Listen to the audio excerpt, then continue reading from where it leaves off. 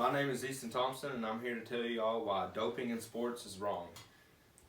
Did you know that doping is used by millions of athletes worldwide?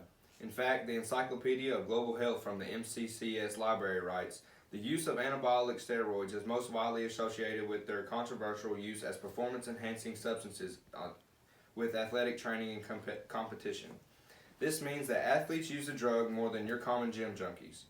Now, in competitive sports, doping is the use of banned athletic performance-enhancing drugs by athletic competitors. The term doping is widely used by organizations that regulate sporting competitions.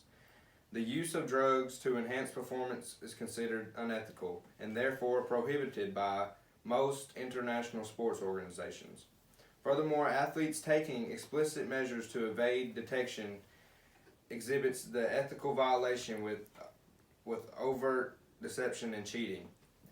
My three main topics on why doping is wrong for sports are it's a way for athletes to cheat, the effects of doping on the body, and how it ruins sports for the younger generation.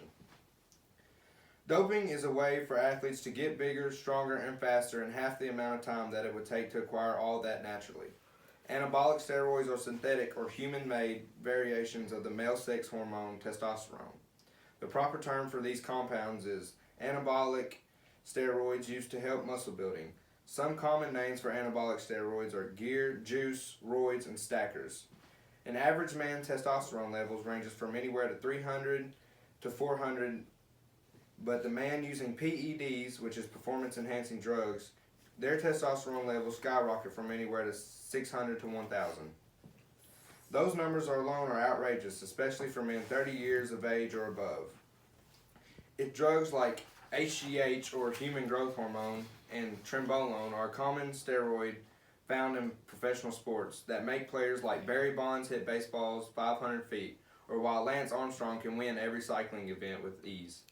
It just makes the user that much better and gives them an unfair advantage on even the best of athletes. These reasons alone are why PEDs are banned from sports industry and considered cheating.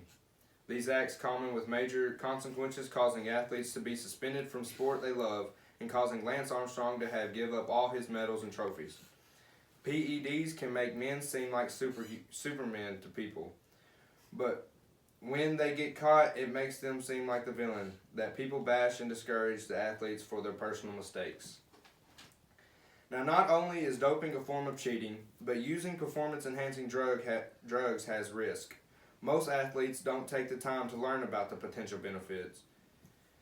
The health risk and the many unknowns regarding so-called performance-enhancing drugs such as anabolic steroids, human growth hormones, and creatine and other stimulants, you may decide that the benefits aren't worth the risk. The Encyclopedia of Global Health from MCC Library states, unwanted side effects associated with the use of anabolic steroids include possible evaluation of blood pressure, acne, gingivital overgrowth, elevation in low-density cholesterol levels, and lowering of high-density cholesterol, which increases the long-term risk of cardiovascular disease. These are only a few of the numerous side effects of doping. Others include impaired liver function, impotency, breast formation, which is gynecomastia, male pattern baldness, risk of heart failure, and depression. Also, it can lead to a bad case of roid rage. Roid rage is the destructive rage that sometimes occurs in people who abuse anabolic steroids, also known as anabolic androgenic steroid. This can cause athletes to become extremely violent and lash out with serious anger, causing them to hurt innocent people and tear apart families. In severe cases, athletes become so depressed that they sadly end up taking their own lives. This usually occurs in younger users, mostly because their brains are not fully developed and they don't know how to handle their emotions. Just think how devastating that can be to the friends and families of the loved ones who have passed. Now, every year we see more and more young athletes using PEDs. Why?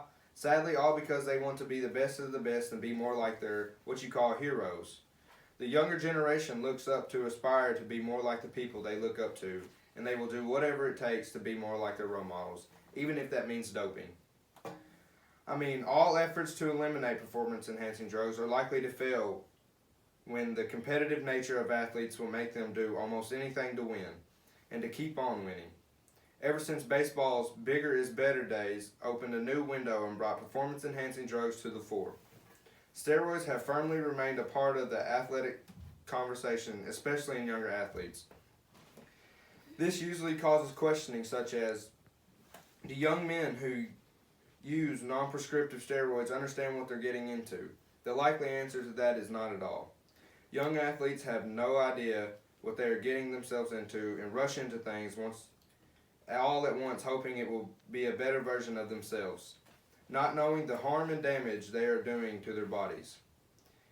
If grown men can hardly handle the side effects that come from doping, how do you expect kids 18 years old to?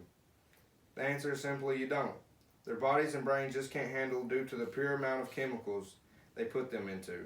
This drug is rushing sports because as long as these kids keep using it, it only makes it worse for the generation behind them. It's like an endless cycle that can't seem to die out. These young athletes have a drive and just want to be the best they can be, but is doping really the way to go? Do performance-enhancing drugs boost performance? Some athletes appear to achieve physical gains in such drugs, but at what cost? The long-term effects of performance-enhancing drugs have been rigorously studied, and the short-term benefits are tempered by many risks. Not to mention that doping is prohibited by most sports organizations. No matter how you look at it, using performance-enhancing drugs is a risky business. At the end of the day, most important aspect to curtailing abuse is education concerning dangerous and harmful side effects and symptoms of abuse. Athletes and others must understand that they can excel in sports and have a great body without steroids. At the end of the day, most important aspect is they should focus on getting a proper diet, rest, and a good overall mental and physical health. These things are all factors in how the body is shaped and conditioned. Thank you.